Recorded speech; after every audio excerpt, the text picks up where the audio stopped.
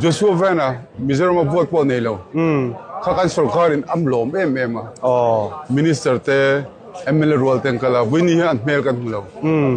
Ngating kan minister te kan ram phoi tu te hen a vote tu te ho zo ka kan ti lulang lo ka ten. Tu hi hun zo kan ni hun zo ni chu wangin heta khovel la ra ngai world championship a la ra wanga khatia phakar dewa lo ti khatul ka te lo.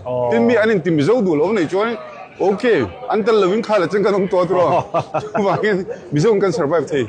Ti ka soi dunia mo. Chu an la ra wanga mo khovel level an la ra wanga. Ini kan tiang lo chei vel vak khatul lo. Mar thil pa ka soi du ju so va na kha khovelin mi zo na thak mi zo ngai thawa. Amara chu a flag mana kha Burmese ne ya. Ai soi dam pon chi ne ya lai. Burmese chi ne ya. Tu na za chu Indian mizo lo mani. Lo me. Khata khang ngatinga windy point ka ruling party chu kom betho ba.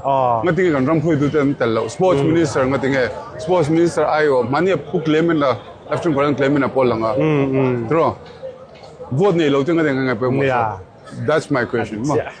Anyway, chung ai chu la man kari pop mizo thang hom mo. Adiksia. Nam rilu na tan nama rilu petan chon tro. Mizo angin kan for review tur ni ngo